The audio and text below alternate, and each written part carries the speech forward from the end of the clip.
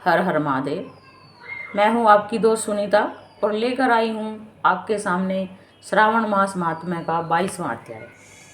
सनत कुमार ने गाया, भगवान श्रावण शुक्ल पक्ष चतुर्थी के रोज सर्व काम फलप्रद संकट हरण देवादेव का किस विधि से व्रत तथा पूजन करें, कब उद्यापन करें, यह सब मुझसे विस्तार पूर्वक कहें। ईश्वर ने कहा, चतुर्थी के रोज सुबह उठकर दंत धावन आदि क्रिया को समाप्त कर पुण्यदाता शुभ संकष्ट हरण नाम का व्रत का संकल्प करें। देवेश, आज मैं चंद्रोदय तक निराहार रहूंगा, आपकी पूजा कर भोजन करूंगा, मेरे संकट को आप हटावें।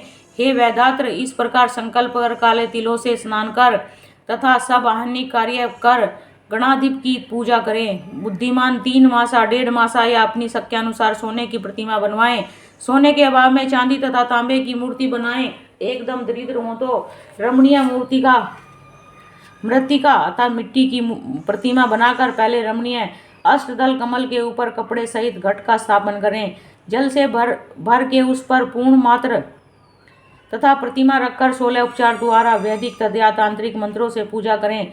हे विप्रवर, तिलयुक्त शुद्ध घृत के 10 लड्डू बनाने चाहिए, उनमें से 5 गणाधिप के लिए रखें और भक्ति द्वारा कहें।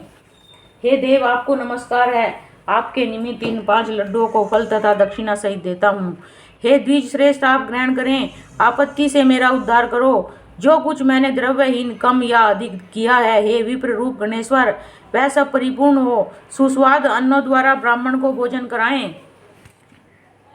चंद्रमा को अर्घ दें। इस विधि से व्रत करें तो गणाधिप प्रसन्न हो जाते हैं तथा अभिलाषित पदार्थों को देते हैं। अब मैं तुम्हें पूजा तथा जप के मंत्र बतलाता हूँ। पहले ओंकार शब्द, फिर नमः, फिर हे रंभ के अनंतर लंबोदर शब्द, तत्पश्चात संकट निवारण शब्द को चतुर्थ्यांत बनाकर अंत में स्वाहा शब्द कहना चाहिए। वैसे यह 21 अक्षरों का मंत्र है। मनुष्य को चाहिए कि 10 दिशाओं की पूजा करे। अलग अलग नाम पदों द्वारा गणनाथ की पूजा करनी चाहिए। हे मुनि सत्तम, तुम मुझसे उन नामों को सुनो। गणाधिप, आपको नमस्कार है।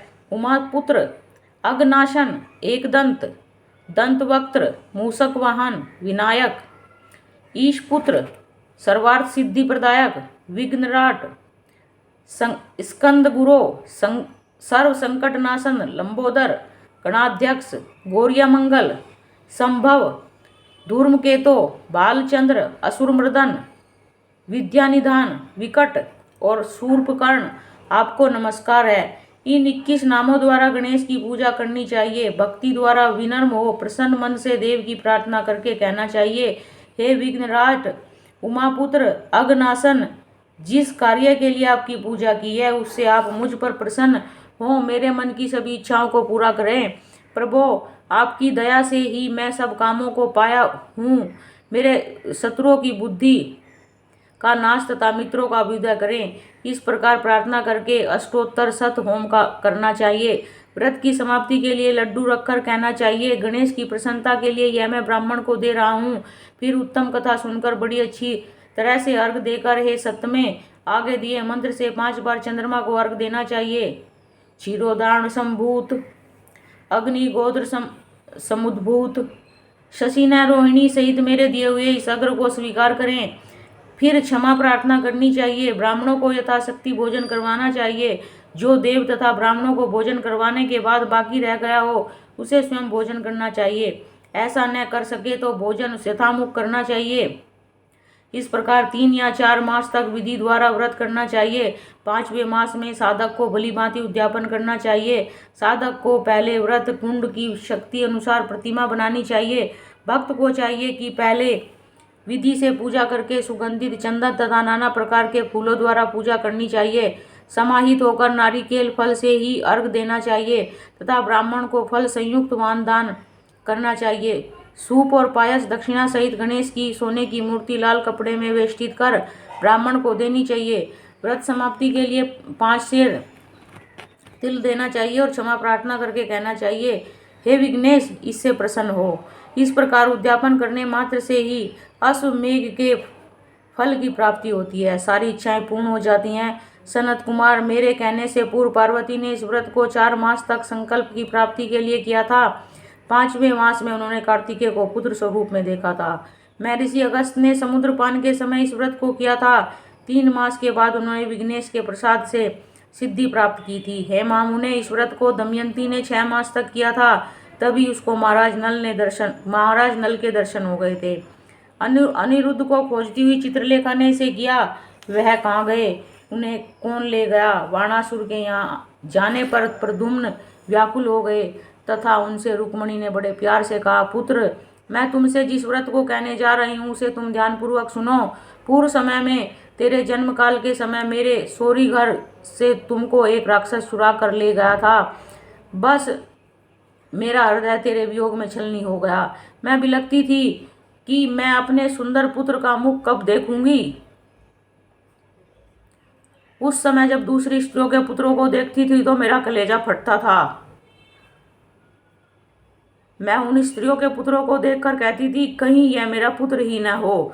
और इस तरह तेरे वियोग का दुख झेलते हुए कई वर्ष बीत गए। भगवत कृपा से हमारे यहाँ लोमस ऋषि आ गए।